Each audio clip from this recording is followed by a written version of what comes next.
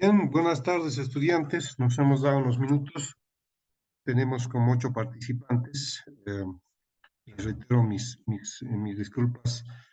Son unas ajenas a mi persona. Han hecho que el día miércoles salga de viaje justamente a la hora donde teníamos las clases y yo tenía preparada este tema de geotermia, ¿no? Entonces lo vamos a llevar ahora. Es un tema corto. Es un tema sobre todo conceptual. Tienen la documentación adicional, tienen dos textos allá. Uno es de la CEPAL a nivel de estudios, a nivel de lógicas de desarrollo de la energía geotérmica en Sudamérica. El otro es un documento argentino, es el más actual que he encontrado del 2019, que de manera conceptual nos va a ayudar un poco a ver. Pongo en consideración de ustedes con la suspensión de las clases por mi persona el día miércoles. Podríamos hacer hoy día dos clases relativamente cortas. Eso no quiere decir que no vamos a entrar al detalle, tienen la documentación. Y bueno, terminamos esta primera clase, si estamos en condiciones, completamos la segunda también. Y de esta forma terminamos todas las fuentes de energía. Han tenido dos módulos específicos para la fotovoltaica y eólica. Con mi persona han privado las pequeñas hidroeléctricas, todo lo que hay en Bolivia. Hemos visto tema de balance de energía, de eficiencia energética. Con todas estas fuentes ya podemos entrar hacia el último tema, que sería básicamente la matriz energética o el cambio de matriz, lo último que se escucha porque se quiere volcar de combustibles fósiles hacia fuentes alternas, ¿no? Entonces voy a compartir mi pantalla, ya estamos en la grabación y veamos primero que tengamos la misma pantalla compartida.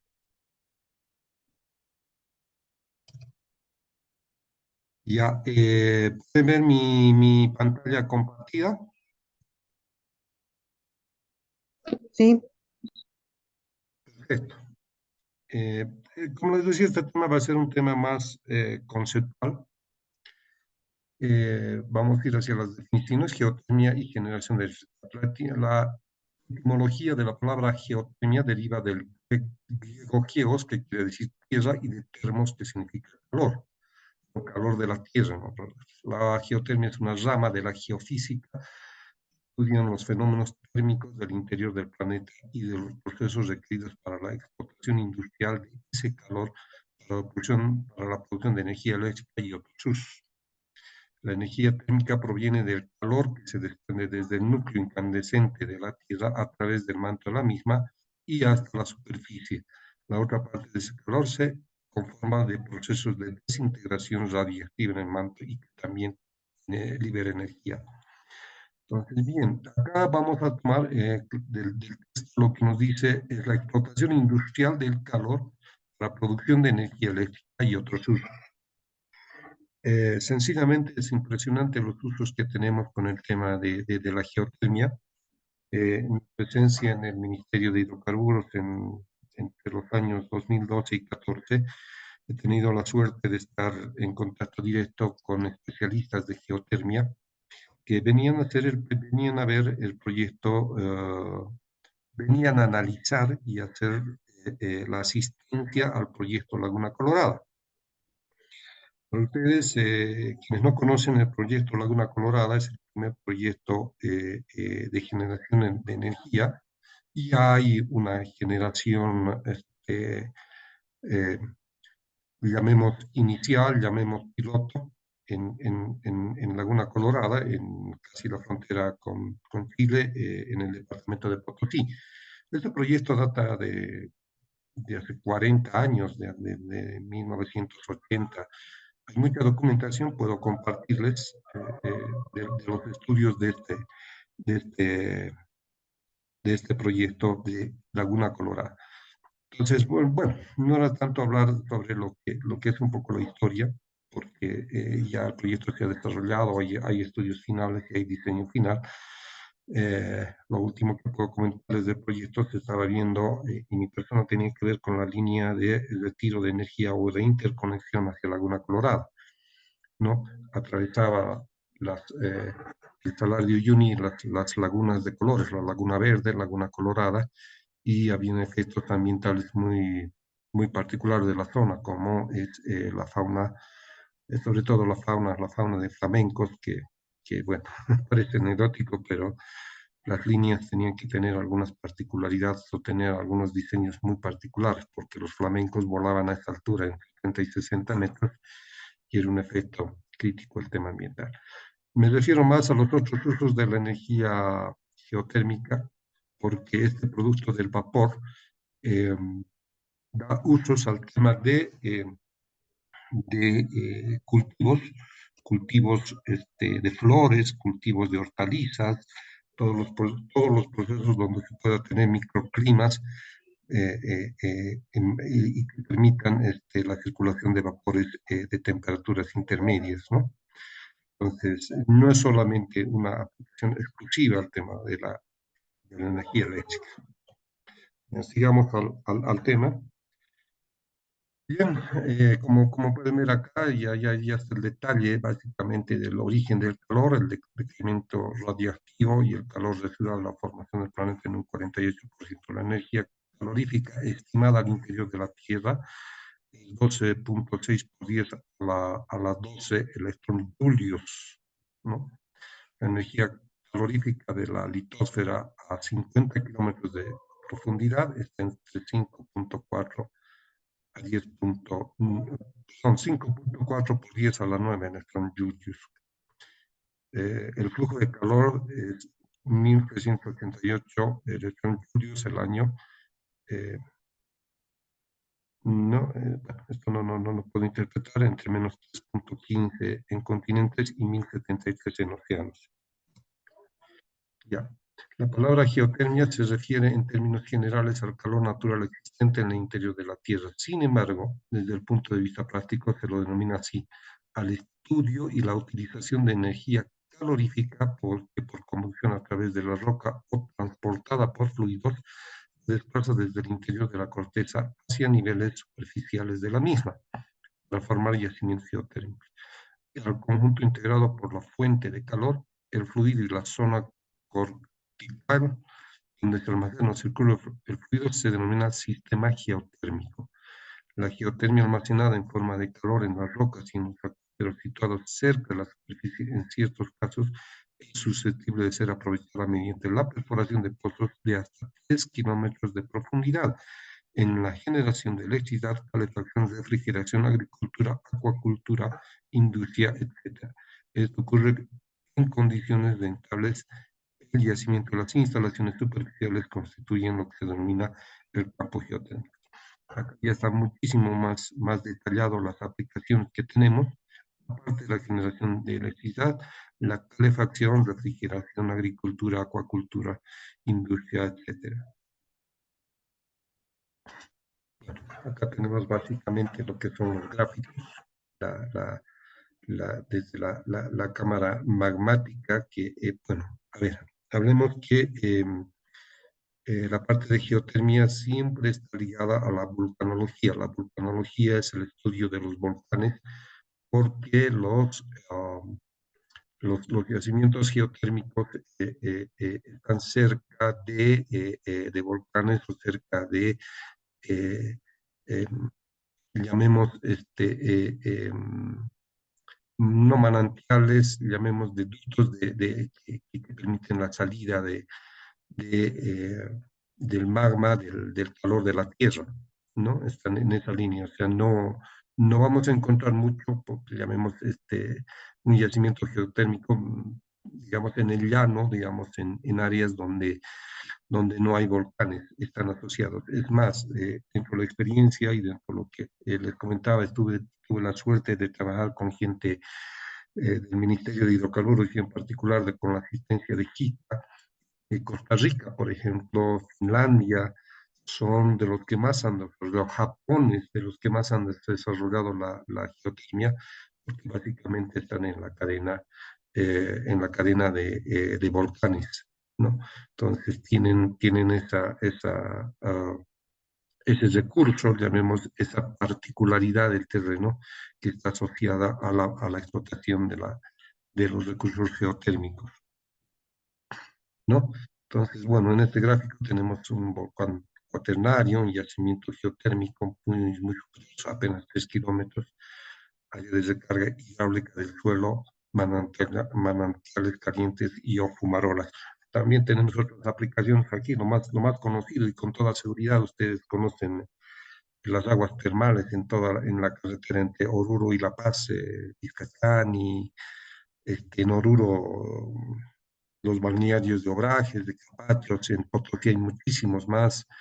Um, entonces, están asociados a las áreas donde hay volcanes y donde hay eh, eh, eh,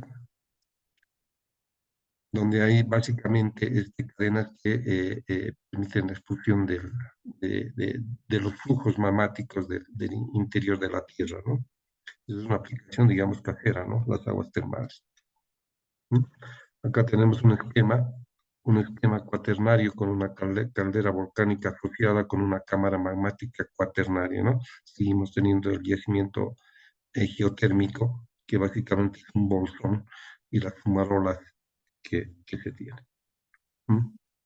Bien, ahora vayamos viendo un poquito al tema ya técnico de generación de electricidad, ¿ya? Am, el desarrollo de la geotermia ya está presente en unos 24 países en el mundo, en los 5 continentes. Es considerado esto un recurso renovable, aunque había mucha discusión, porque eh, eh, bueno, ¿qué pasa cuando el recurso geotérmico se termina, digamos, porque es un bolsón, cuando se reinyecta, digamos, los vapores hacia el interior, lo que se está extrañando es la temperatura, ¿no? Entonces se considera básicamente renovable, esa era la discusión, ese era el comentario de que, bueno, la reinyección permite que se vuelva a a operar se vuelva a utilizar, digamos, el recurso geotérmico, ¿no? En otras instancias, en otras condiciones. Básicamente, la perforación de hasta 3 kilómetros, como hemos visto, no es una perforación absolutamente profunda o que permita o que determine, digamos, una salida y sin retorno del vapor de agua. Perfecto. Hay unas bajas emisiones de dióxido de carbono y las zonas de trabajo son limitadas. Factor de planta. El factor de planta es mayor al 90%. Eh, a ver, en la primera o segunda clase habíamos hablado del factor de planta y esto es importante en el tema de la geotermia por una razón. El costo de la prospección geotérmica, el desarrollo de los campos geotérmicos tiene un alto costo, pero tiene un factor de planta mayor al 90%. ¿Qué quiere decir?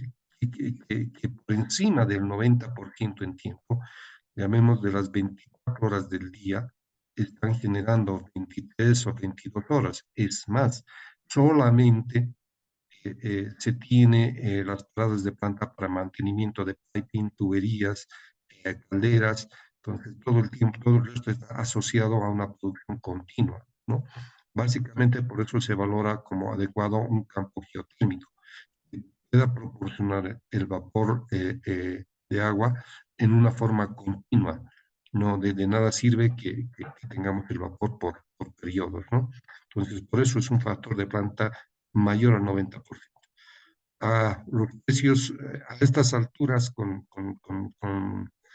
llamémoslo como, llamemos dos efectos principales, el tema de los combustibles fósiles que están en decadencia y su subida, además por el efecto de la guerra entre Rusia y Ucrania, ha hecho que se suban los costos de los combustibles fósiles y además la transición energética, bueno, son más competitivos, son independientes de las fluctuaciones de los combustibles. Obviamente no tenemos nada que ver con los combustibles fósiles, ¿no? Entonces, básicamente esa es las virtudes. En el gráfico pueden ustedes ver que en la fase en la base, por su factor de planta, una geotermia, una planta geotérmica siempre va a estar de base para el despacho de electricidad. Bien, la industria de la geotermia tiene un desarrollo de más de 100 años. Los italianos, también los italianos, por el tema de los que ya vamos a ver los planos a nivel mundial, digamos, como es el tema de la vulcanología, el tema de los volcanes que están asociados y las cadenas tectónicas que tenemos, las cadenas, pero no tectónicas, las cadenas de volcanes, claro, de las diferentes, o con las diferentes capas tectónicas que han hecho que básicamente se clasifiquen las placas del Pacífico, las diferentes placas que componen la corteza de la Tierra, ¿no? Entonces ahí es donde tenemos los mayores recursos. Entonces, Italia fue el primer país con energía geotérmica, tiene 34 plantas, 769 megavatios, 5 terawatt hora año, 26% de la demanda regional, 2 millones de familias, un calor para 8.700 clientes y 25 invernaderos. Nuevas inversiones en Estados Unidos y Latinoamérica. Acá, y les comento esto a manera de presentarles, vamos a ver en las últimas láminas, hasta hace unos 5 años, no había en Sudamérica ninguna planta geotérmica. Y precisamente se ha desarrollado, y posiblemente sean de lo primero que escuchen ustedes, hay una planta casi en la frontera Bolivia-Chile, en el lado chileno, de 80 megas, ¿no? La otra, hay desarrollos, hay perspectivas en la Argentina también, bastantes. En el Perú, mucho de esto ha tenido que desarrollarse con la cooperación de los entes gubernamentales relacionados con la energía, la CEPAL, la OLADE, la IRENA, con características y enmarcando básicamente a lo que se debe desarrollar en un proyecto de energías alternativas, ¿no? Costos linealizados de energía, etcétera, todo lo que nos permita hacer competitiva, no solamente experimentar, sino competitiva las fuentes de energía. Acá está el diagrama que les decía, que están las, ah, las, ah, las placas, ¿no? Placa del Pacífico, placa de Nazca, placa sudamericana, placa africana, eh, la euroasiática, la indoaustraliana. Bueno, estamos asociados sobre todo a la geología de las placas que tenemos, ¿no? Entonces, ya pueden ver en el área de Sudamérica, ahí se encuentra básicamente un cinturón en el que en la placa de Nazca, la placa sudamericana, digamos, en el límite de esas, todo lo que es Chile, Bolivia, Perú, ¿no? Esto es un documento de la Universidad de Utah del 2001, ¿no? Límites de placas tectónicas y distribución de provincias geotérmicas de alta temperatura, ¿no? Los límites de los nombres que figuran en este mapa no implican su apoyo. Bueno, es un documento de las Naciones Unidas que he encontrado y no sé si es el que lo que he puesto, no sé si está en el de la CEPAL o no, también se lo puede ubicar. Pero hay muchos de estos planos, tampoco es el único, ¿no? Básicamente era lo que les decía, lo que se habla mucho de vulcanología y de las placas tectónicas del planeta. Bien, las plantas geotérmicas en operación en el mundo. Esto, no pues el año. Ya, esto debe ser más o menos al 2015. Como pueden ver, no hay ninguna planta geotérmica en Sudamérica, ni en Chile, ni en Argentina, ni Bolivia, ni Perú. Pero les vamos a ver en los últimos, ahí el Cerro Pasco, creo que se llama, se me dio de la memoria, lo vamos a ver, lo tengo registrado ahí, donde ubicaba prácticamente que este es el primer recurso geotérmico y está generando 80 megavatios conectados al sistema norte de Chile. Bien, aquí hay una distribución del recurso geotérmico en América del Sur. Tenemos primero el primer plano del flujo de calor. Podrán ver hacia la costa del Pacífico las manchas más acentuadas, donde tenemos los megawatts por metro cuadrado, son los más altos, yo establecería que estamos entre 100 y 120, ¿no? 100 y 120 megawatts, ¿no? Generalmente todo esto se ve en las costas, sea la del Pacífico, sea la del Atlántico. Para nosotros lo más cercano es el, eh, el Pacífico, y esto se lo queda demostrado. El recurso base, el segundo plano, el plano B, ahí ya está con la ubicación de la distribución de los países. Pueden ver que Bolivia en el área de Oruro, de Potosí, y pongamos que un poco de La Paz también puede recibir, ¿no? Entonces, este es un recurso base, y aún un recurso mucho más detallado, recuperable, lo tenemos casi en el lado de la frontera con Chile, básicamente, y también Argentina, ¿no? Ahí en el extremo sur del país, digamos, ¿no? Básicamente, de lo que se trata acá es de dar una coherencia por qué es interesante. El mapa de flujo de calor tomado, bueno, también soy respetuoso de las fuentes. En el documento original está tomado de Cardoso del año 2010, un mapa de recursos base y recursos recuperables por área unitaria hasta una profundidad de 3 kilómetros. Ya habíamos hablado que ese es no llamemos el límite, pero sino es tampoco hablemos del promedio, pero sí es la razón en la que podemos hacer explotable el recurso geotérmico. Los puntos azules indican datos medidos, mientras que el retículo de puntos uniformemente distribuidos con retículos corresponde a datos estimados, ¿no? Ya en una distribución más, este sí lo tienen, con toda seguridad lo tienen, está en el documento argentino, ¿no? Ahí pueden ver entre el límite de Argentina y Chile hay muchísimo, hay una cadena de volcanes, y están ahí los recursos. Nosotros tenemos todo lo que es el extremo sur, el límite de la frontera con Chile y la Argentina también, ¿no? Entonces, acá son los límites y los nombres que figuran, bueno, de las naciones. Distribución de volcanes cuaternarios en América del Sur, ¿no? Aquí, por ejemplo, no tiene en absoluto Venezuela. Caramba, lastimosamente este tema haremos rápido esto. Pues no me gusta el zoom que rápidamente nos va cortando las presentaciones. Geotermia y generación de electricidad, principales características geotérmicas de los países andinos.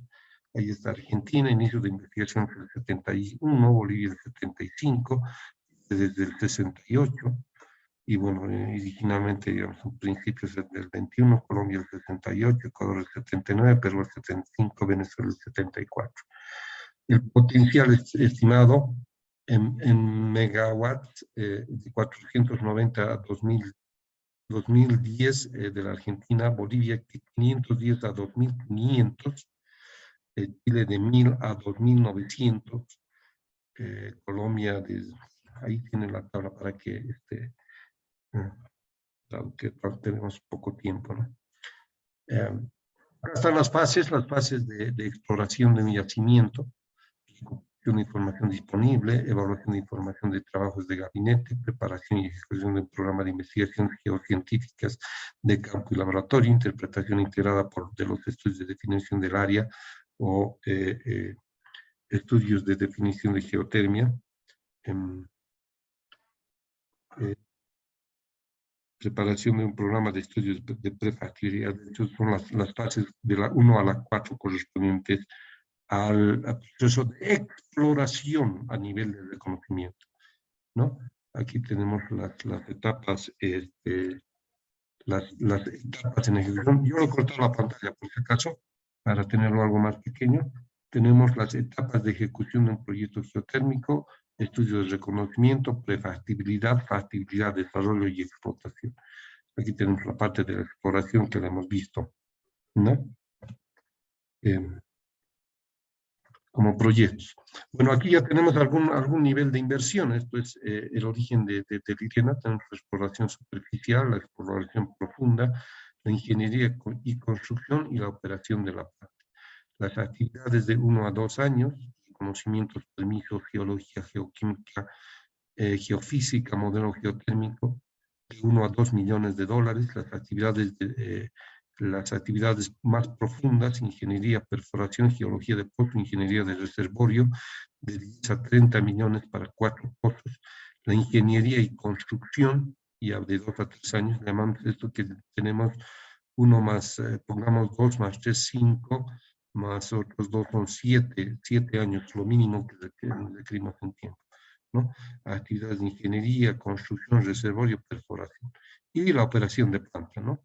Los OPEX, que son los costos operativos menores a $15 por megawatt hora, ¿no?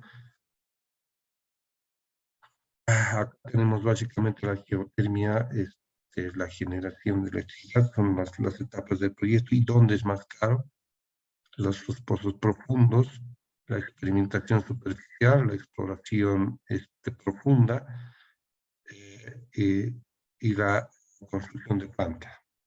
Entonces, muchísimo no. Justamente ese es el plano que les decía, aquí está el Cerro Pabellón, a un tamaño que nos pueda mostrar que está fácilmente pocos kilómetros, hablaría de unas decenas de kilómetros de la frontera entre Bolivia y Chile. Este es el primer proyecto en Sudamérica que está funcionando, el de Cerro Pabellón, con 81 megavatios. La tecnología es tecnología binaria, ¿no? Bueno, es la misma diapositiva. Entonces, van a permitirme, antes que me esté cortando el software, trataré de grabarlo